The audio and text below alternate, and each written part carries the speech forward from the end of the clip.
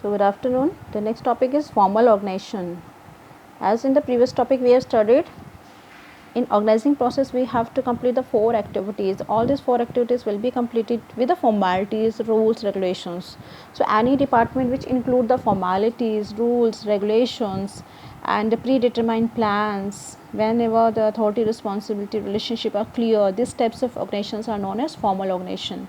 These are deliberately created, means सोच समझ के बनाई जाती है ये ऑर्गेनाइजेशन, जिसमें पहले से सोचा जाता है कि क्या काम करना है, कैसे करना है, किसको करना है, कब तक करना है.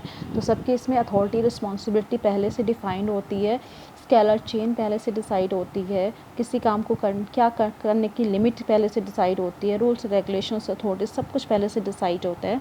इसे हम फॉर्मल ऑर्गेनाइजेशन बोलते हैं with formalities.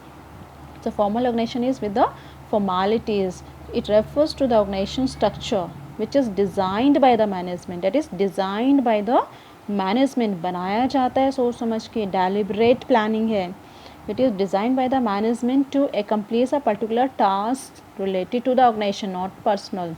So formal organization में मैनेजमेंट सोच समझ के इस ऑर्गेनाइजेशन को सेटअप करता है कि कौन सुपीरियर होगा, कौन सबॉर्डिनेट होगा, कितने डिपार्टमेंट्स होंगे, उनको क्या काम दिया जाएगा ताकि ऑर्गेनाइजेशन का गोल अचीव हो सके. तो ऑर्गेनाइजेशन के गोल अचीव करने के लिए सोच समझ के जब डिपार्टमेंट्स बनाए जाते हैं, उनकी अथॉरिटी रिस्पॉन्सिबिलिटी से डिसाइड की जाती है, उसे हम फॉर्मल ऑर्गेनाइजेशन बोलते हैं. इसके कुछ फीचर्स तो होंगे obviously.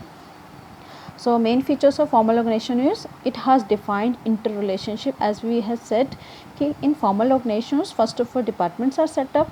Under the departments some posts are set up, and these posts, and on these posts some are superior, some are subordinate. So there should be some superior subordinate relationship should be clear.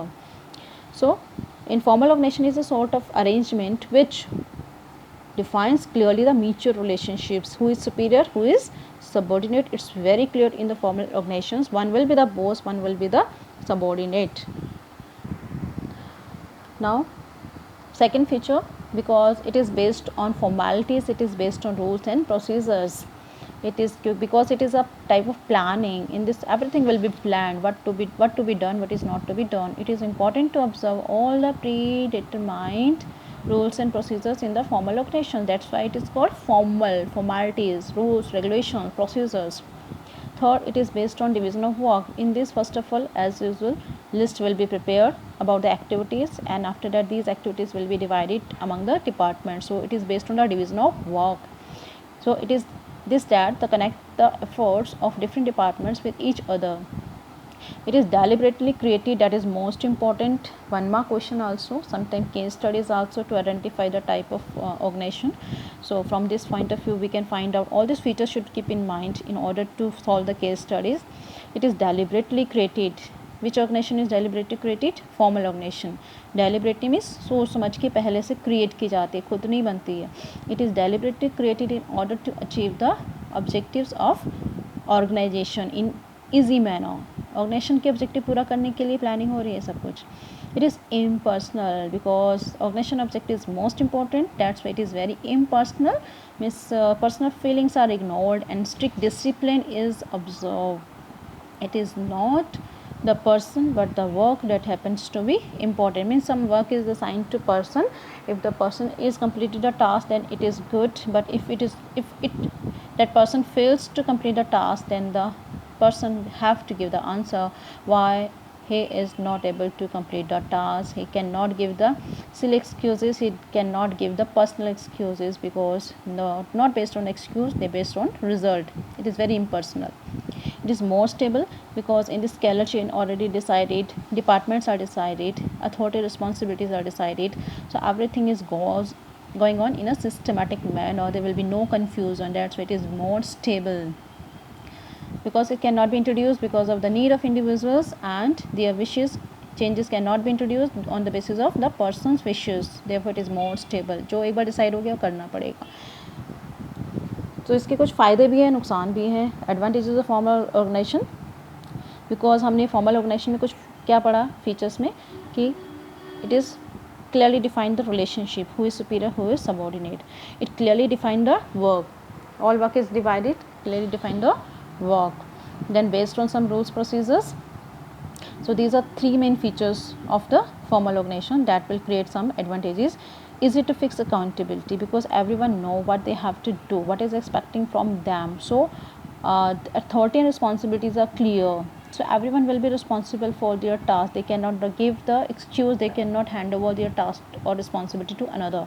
So accountability can be set. No overlapping of work because we have studied, first of all we have to prepare the list of the sub activities. So no activities can be left over, no activities can be repeated, no overlapping. Everything moves in an orderly manner. And third, unity of command possible because the one task is given to one department, and then that one departmental head will control their all subordinates. So there will be one head of one department. So unity of command is possible. And scalar chain is also followed. Only superior can give the order to the subordinate, and subordinate can give the that report to the superior. So superior subordinate scalar chain is followed there. So unity command is possible. Easy to get goals because everyone is responsible to complete the task on time, and they have to follow the rules regulations also. So there will be no misuse of any material, so it will be easy to get the goals. Stability in organization. Every person is bound to the rules, they have to follow the system, they have to complete the task. Their wishes, their demands will not be unnecessarily followed, so they have to concentrate on their work. So this is more stable in comparison to the other organizations, but it has some limitations also because there are so much formalities. Every task should be completed on time by following the rules, and every small things will be decided by going through the scalar chain. So all these create hurdles in the formal organizations. There are some hurdles. First is delay in work. Obviously, rules and scalar chain, these two are main hurdles which due to this delay in work. Every activity is bound by the rules which cause unnecessary delay in the completion of work. Like there is some rule that everything whatever you want to get from your superior, you have to give in writing. You have to give in writing, then it will take more time in comparison to the oral communication. Lack of initiatives, the employees have to do what they are asked to do, and they don't have a chance of some independent thinkings. This work is assigned to them, and they have to follow all the instruction given by the superiors, so they cannot think the new ways, new techniques to do the task. Mechanization of relation, we have studied, it is very impersonal because the task is most important than the person.